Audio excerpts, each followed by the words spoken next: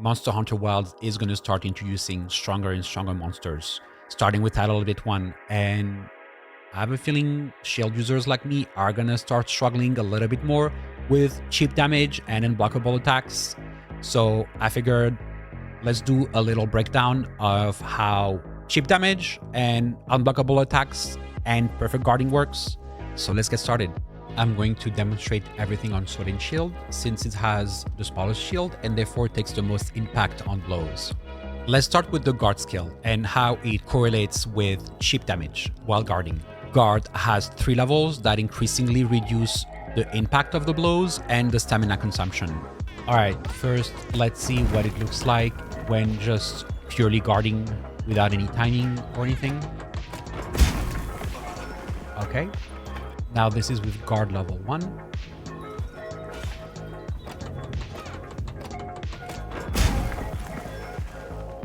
Guard level 2.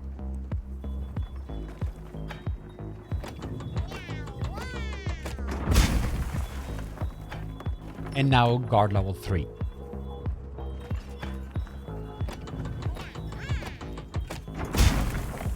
As you can see, cheap damage is directly proportional to the amount of reaction you take from a blow while you're guarding. Now let's do a perfect guard without any guard skills.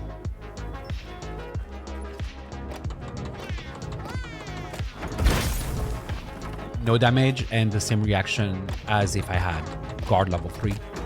Follow-up question, does the guard skill benefit perfect guards at all?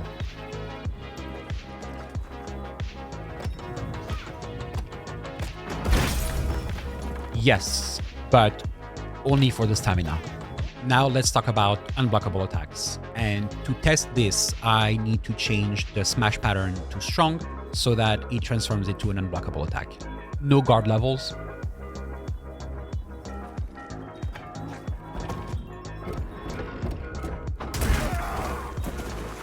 Guard 1.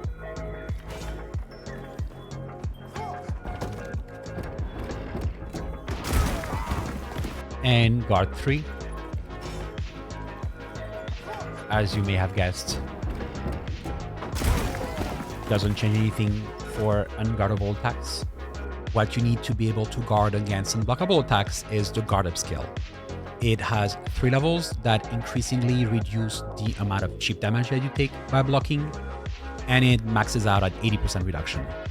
So this is guard up level 1 with no guard.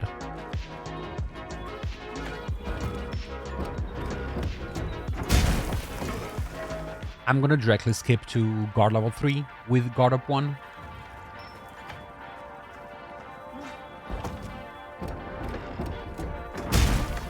It's the same amount of damage and pushback. The only difference is the stamina that's been used.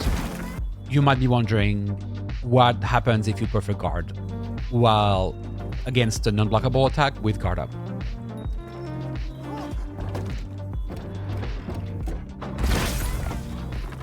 It's the same thing as if you did a normal guard, except the stamina consumption is a little less and the pushback is also lessened. But as you see, the HP damage is the same. And it's the same thing if I had guard up to level 3.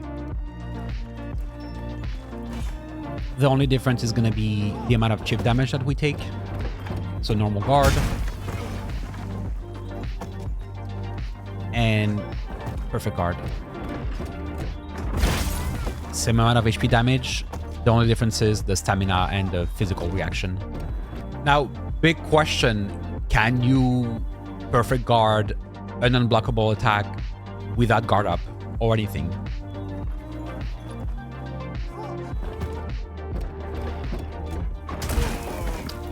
No, you can't. And in case you can see, you're gonna have to trust me on the fact that I had the right timing for this attack. Taking all that into consideration, if you play shield like me, you might have noticed that no matter the amount of perfect guarding that you do in fights, you still take some chip damage every once in a while, especially against stronger monsters like Tempered Gore Magala or Tempered Jindahad. So I guess it begs the question, is there any way to avoid chip damage by stacking guard and perfect guarding.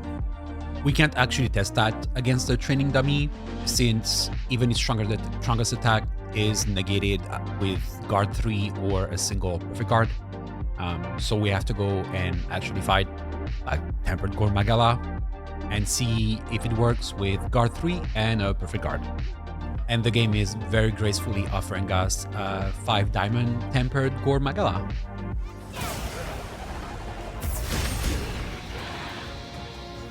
I still took chip damage, and it was a perfect guard.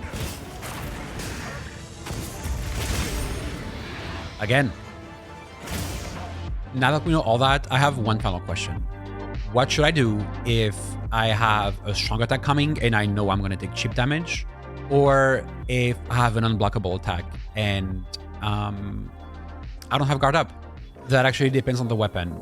For instance, if I'm on Sword and Shield, I can just get out of the way very easily with my dodge. Or even better, I can do a sliding swipe, which has a ridiculous amount of iframes and covers a lot of ground. But if I'm on Lance, I can't really dodge. And I could sheath and dodge away, but if I don't have the time, the best option is by far an offset attack.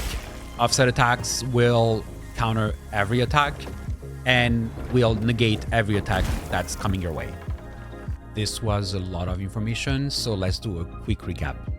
When guarding, the cheap damage that you take is directly proportional to the impact of the blow, which means that the bigger the shield, so weapons like gun lance or lance will inherently take less chip damage, and the level of the guard skill you have will also reduce the chip damage. A perfect guard is equivalent to having guard 3 on your weapon.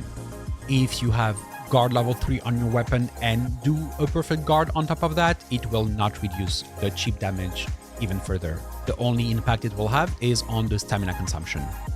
Just like previous games, the only way to block unblockable attacks is to have the guard up skill. Even if you do a perfect guard, if you don't have guard up, you will not be able to block the attack. The only benefit to perfect guarding against unblockable attacks is the stamina consumption that it does. It will not reduce the amount of damage you take on that blow. The only factor on the amount of chip damage you take on an unblockable attack is the level of guard up, which means that the minimum amount of damage that you can take is always going to be 80% if you have guard up at max level. And finally, how do you avoid chip damage entirely or avoid unblockable attacks if you don't have guard up? You either dodge out of the way or use iframes, or use offset attacks if your weapon allows you. Thank you for watching my bootcamp on shields and blocking in Monster Hunter Wilds. If any of this was useful, or if you just enjoyed it, please consider liking this video and subscribing to the channel. And until next time, happy blocking.